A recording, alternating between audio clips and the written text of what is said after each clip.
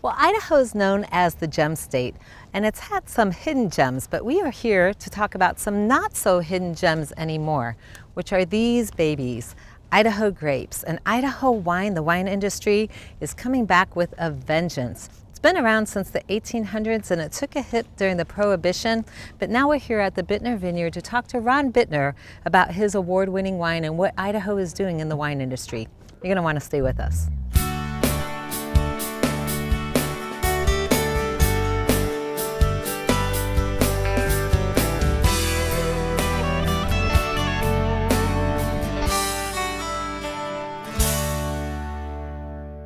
Oh my gosh, it's beautiful. So this is the final harvest basically going on. Of the season. Of yes, the season, yeah. right? Not the final harvest, but final harvest of the season. So where are we at in your vineyard right now? So this is the last red grape that we pick, and that's our Petit Verdot. Okay, so you didn't start off in winery, No. right? So you started off with bees. So tell me a little bit about like where you started. Well, I had finished my, went to College of Idaho, off to Purdue on a master's degree on the bees of Indiana, and then I came to Utah State to work with the USDA on a little bee called the alfalfa leafcutter bee. And it's a bee we use here in Idaho a lot for alfalfa seed production, but that bee took me all over the world, took me to Australia for 10 years. While I was in Australia, I fell in love with their styles of wines down there.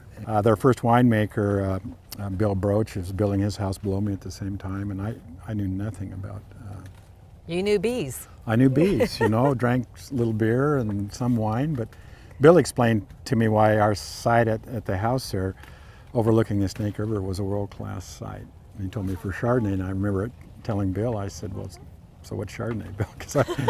And so, That's fantastic. but it's turned out to be a world-class site for Chardonnay and our reds. And so in 1995, had a phone call from a young gentleman, Greg Koenig, and up until that time, most of my grapes had gone off to San Chapelle, but Greg was starting a new winery just down below us. We struck up a business relationship and have been friends ever since. Greg started making wines for me in 95, 96. I think it was the 97 Cabernet. He called me up and said, Ron, I entered this Cabernet grapes from you that I made into a competition in New York State, and we got a gold medal. We're like, wow, that's cool, you know, because we had anybody telling us, oh, you're making great wines, or Right, no way to measurement judge. stick. Yeah, there was no measurement. And the wine lovers love it all. Yeah, right? they do. And but later that year, that 97 Cab, I think it was, went into the Jeffersonian competition for best agricultural products in America that year, and it won an award there. Wow. In Virginia.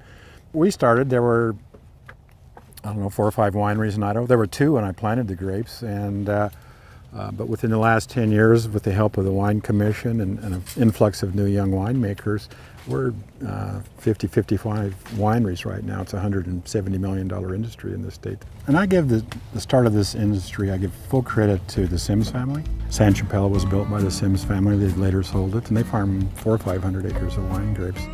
Okay, one for me, one for wine. One for me. These are so good. But you know what? I think I need to hold off because the best part is going to be with the wine. So are you ready to join me? I'm going to take some with. Let's go. So the story of Idaho wine is fairly extensive. Like the Yellow Brick Road, we followed the path on Sunny Slope Wine Trail and we landed here at Koenig Vineyard. And I'm so excited to be talking to Greg Koenig. Thank you so much for meeting with me. And one of the things that I get confused about that I thought you could tell us a little bit more is there's a Koenig distillery and there's a vineyard. So tell us a little bit the difference, if you would. So back in 1995, my brother and I decided we wanted to start a Koenig distillery and winery. So a distillery as well as a winery, and kind of take the tradition that my family had been involved in Austria. Our dad was Austrian.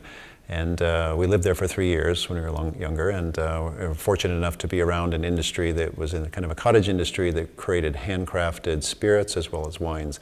And we wanted to recreate that here at home in Idaho, where my mother's family was from and where we grew up. So that's kind of where the whole thing started. So Koenig Vineyards is my project, the winery. I'm the winemaker. And my brother is a master distiller who actually went back to Austria to train and founded Koenig Distillery. You've been extremely successful. I mean, you have numerous award-winning wines just with your own vineyard, but also you work with a lot of other winemakers as well, right? Right, so my brand is still fairly small.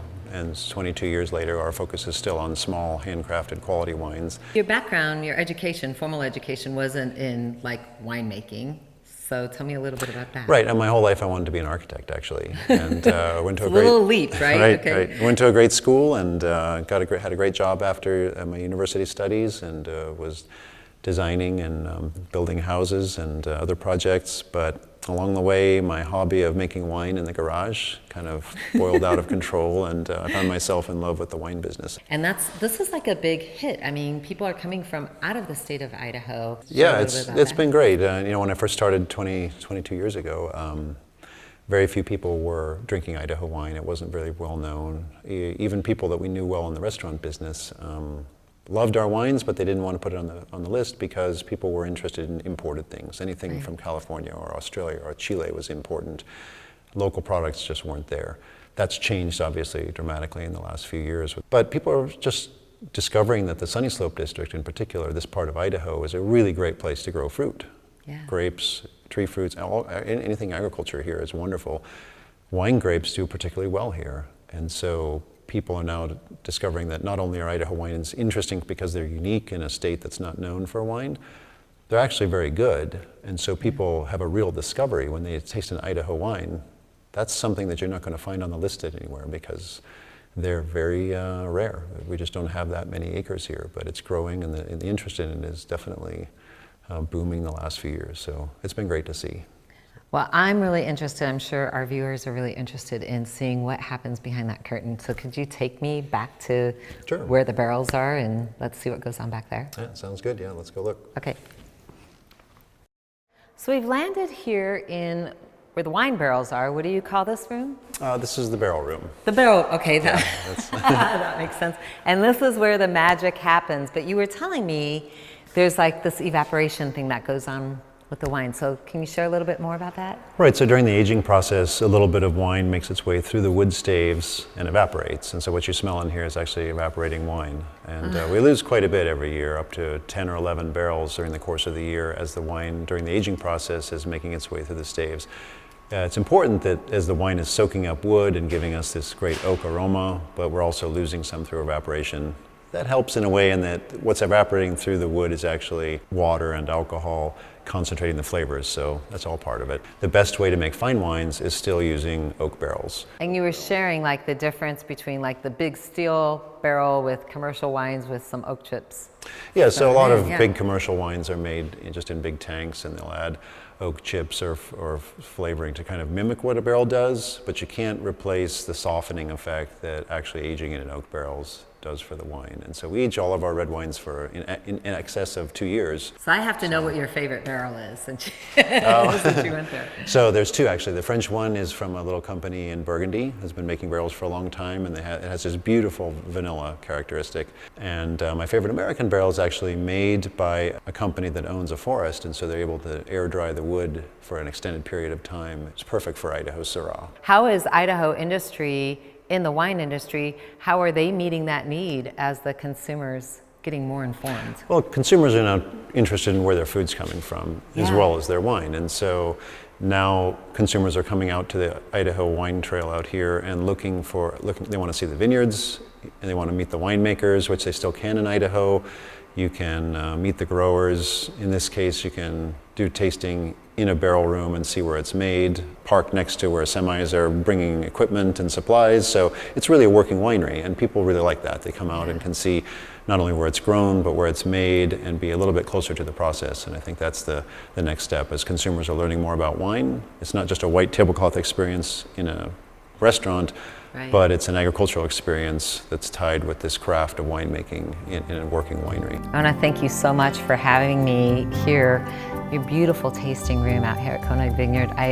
This is just an amazing experience. I've gotten a wealth of knowledge, not enough. I need to come back and visit, definitely a lot more, but this has been really just a wonderful experience, this tour here, so thank you. And your contribution to us wine lovers, not just here in Idaho, but throughout the country. So thank you for all that you're doing, all the experimental stuff that you're doing, and bringing some of the traditions from Austria here for us. So appreciate it, yeah. You're welcome. Cheers. Cheers. Okay, brooding black cherry.